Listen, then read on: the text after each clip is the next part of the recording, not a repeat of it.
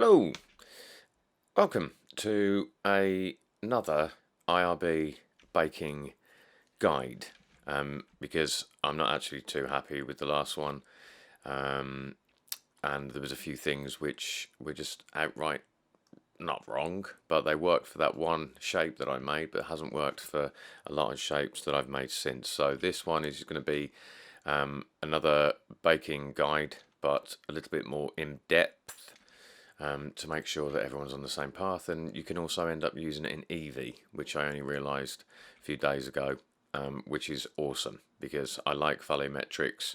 I don't like cycles volumetrics. It takes too long, too noisy, whereas Eevee, bosh, you put a bit of volumetrics in. So now we can use the IRB with Eevee as well, and I shall show thee how to do this. So first of all, this is a shape I've made, bog standard. It was just started off as a plane, and I've just extruded about a bit, giving it a bit of a roof, right? Real simple. And then I'm just going to add a subdivision surface. Obviously, whatever shape you're going to make, go for it. I'm going to put that up to 5, and you need to obviously, well, however you get the shader through appending whatnot. So that is now. And yeah, of course it's going to look like that because I have not yet unwrapped it. Alright. Okay, so I'm just going to quickly muck about and get a better looking rock. And I love one. If the formations I make, if it hasn't got formation 1 in it somewhere, I'm doing something wrong. I just really like formation 1. So, but I don't see enough of it in this, so I'm going to up the strength to 5, because this way I get to keep that roughness, but I'm getting the boulders from formation 1, and I think that looks nice. Okay, leave the color as that. Right, so let's get into the very quick process of baking this bad boy so that we can use it in Eevee or other things. Are you serious? This changes which side. Sometimes it's that side, sometimes it's this side. I don't understand. See, this side this time.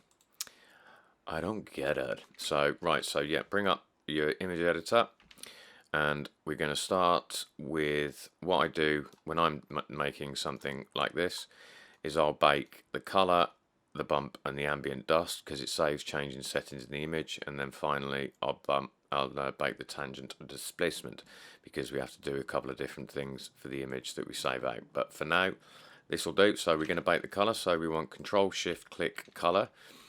Just to recap, these are all your outputs, all the maps you're going to need to put it into other software or to use it in Eevee. That's a preview node. That's your UV mapping, which really you probably shouldn't need to mess with, but it's there if you like. So Control Shift Click Color. We're going to make a new one. We'll call it Rock Col.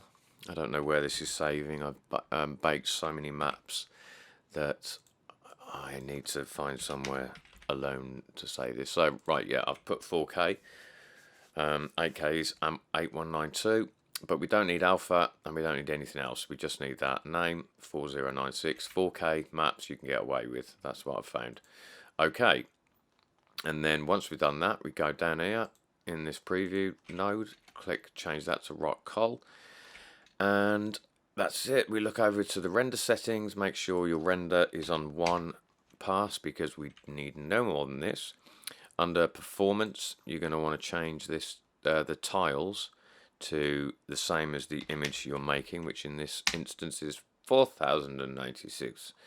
I'm going to close that, and then under here, bake, we have this menu, and we want emit because we've Control Shift Click with node wrangler. It's gone into the emission node, so we can preview it. So we might as well bake it. You know what I mean? All right, and that's it. So we just click bake now, and hopefully it won't take longer than 2 seconds. It didn't. Hurrah. So there we have our color map based on the UVs that we did unwrap. I'm going to save this as, oh Jesus, let's put it in music because I never save anything in there. And I save these as TIFFs. It's up to you. They can be JPEGs, they can be PNGs. It's your call. But I like TIFFs because it's lossless. There it is, rockcall.tiff, save as. And now we just repeat the process for the bump. So click on that right there, click on the cross, create a new image, and call it rock bump. You'll be surprised to hear, same image settings and what's not. And then again, we change this one to rock bump, and then we click a bike. And hopefully it should be as quick as it was, and it is. There we go. So image, save that as rock bump, which it's already called, TIFF or whatever, save as, bosh. Then we control shift click ambient dust, close that down, make a new one, call it rock dust, enter, change that to rock dust, and then we just need to click the bacon. Yeah, there we go. And then all we've got to do now is the tangent displacement. So image, save that as, I'm going TIFF. And now finale, we control shift click tangent displacement, and then we want a new image, and we call this one rock disp. And for this one we need this 32-bit float selected, and then we press OK. Change that to rock disp, and then bake again. And I get a quick 2-second swig of my tea, don't I? Oh, it's a lovely cup of rosy. Awesome. Okay, image, save as, and this time we need to save it as an open EXR and float full. And it will save it .exr, save as. That is that done. And when you're finished, just control shift click, reconnect here.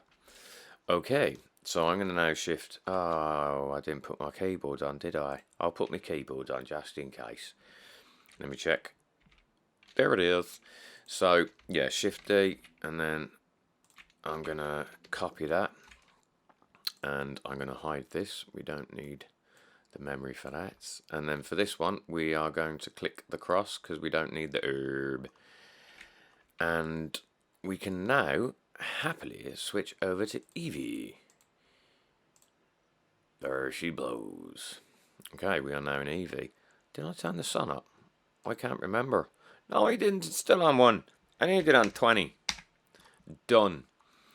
So, let's start materializing this bad boy. So, click New, of course. Got the principle, and I always do, so my quick menu, you can find them yourselves. I will give you the name. So I want an image texture times 2. 1, 2, 3. We want a texture coordinate. You're going to want a mix RGB, a color ramp, and a bump. So there you go.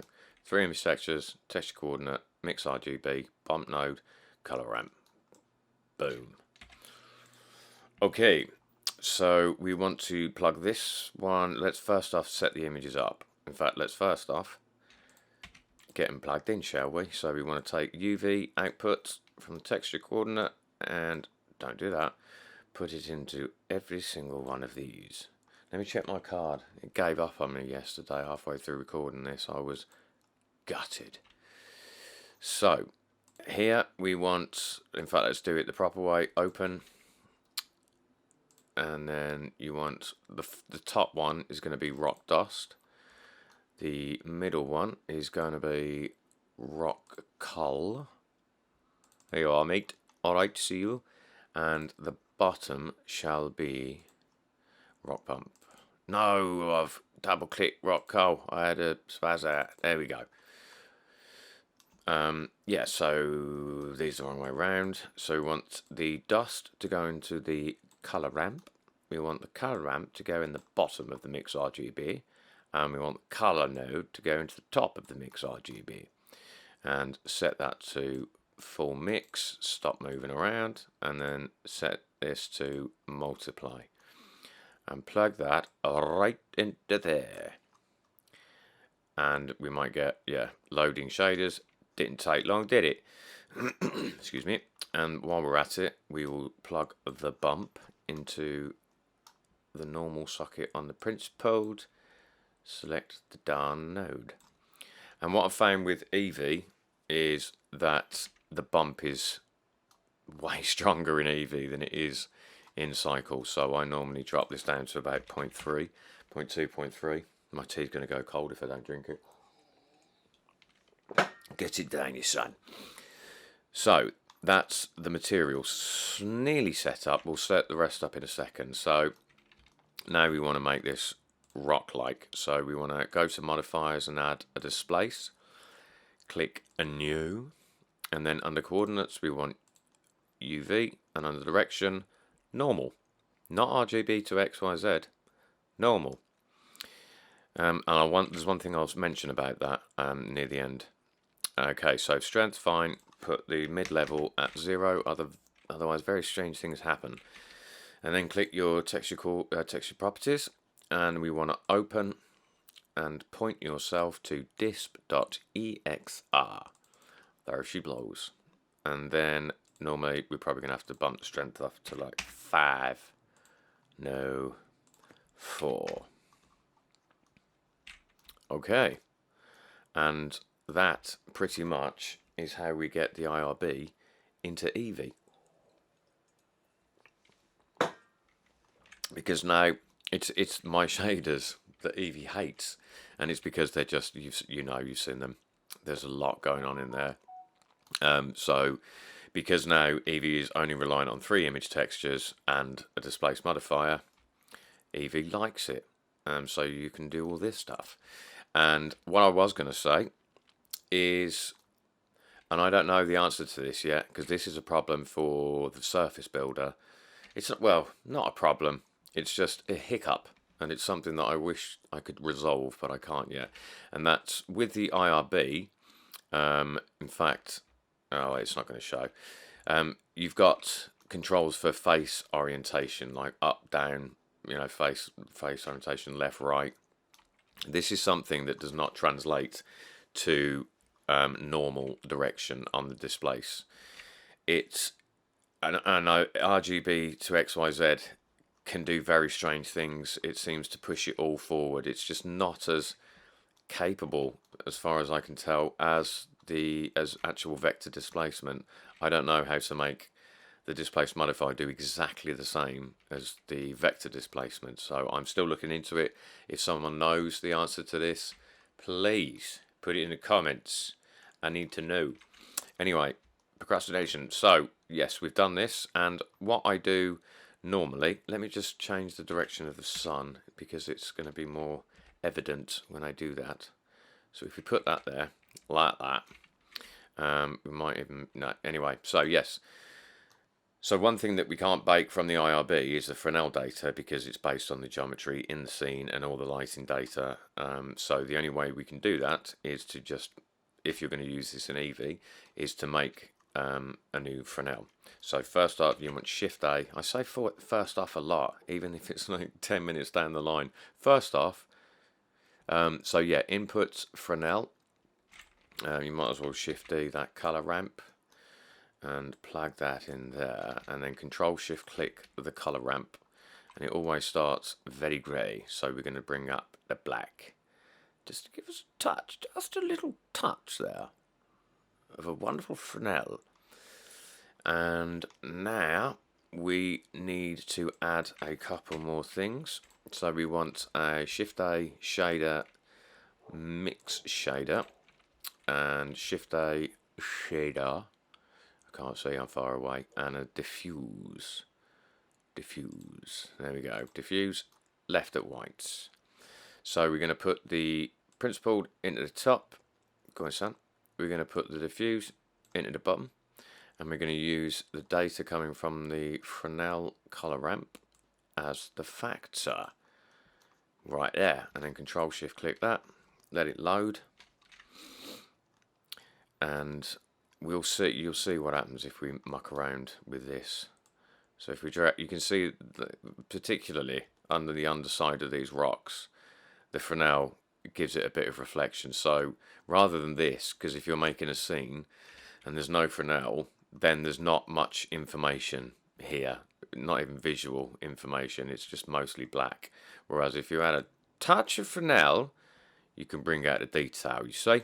You can even sharpen that up a bit and bring the white further. So you've got a good amount of control of that type of, you know, semi-reflection, I suppose. Yeah, so, and then, as we say, it's still a flat plane until we apply all this. So I'm going to put this up to 6, my subdiv, before I apply it. And then I'm going to control A, and then I'm going to control A on the displace. And now we have geometry. Very nice, very nice. So this is, yeah, now you can just export this straight away. And then adding the textures depends on the software you're going to be using. I don't know how everyone does it. I did it in C4D and it came to Blender and it was totally different. So it's probably totally different in something like Unity. But now you've got this to be exported as an FBX or OBJ. And just another quick tip, if there's too many faces there for your liking, you can decimate the geometry. I said 0.1 before, but I'd say 0.2. Decimate ratio 0.2. Press enter, and then press Control A and apply that. The only thing is, don't put a subdivision surface on this afterwards. I've done it and it crashes Blender completely. I'm assuming because it's triangles, and it doesn't. The subdiv does not like triangles, so it goes haywire. So yeah, there you go. There you go. Alright, and that's how you take that beast out there into Eevee. And now you can use volumetrics to your heart's content and not concern yourself with hours and hours of rendering. Alright, I'm just trying to double check, make sure I have talked on everything. Yes, I have. Okay, I hope that's informative. I hope it's better than the last one I did. And I hope you are still having fun with the herb. Wicked. I've been Nick. You have been you. I'll see you next time. Bye.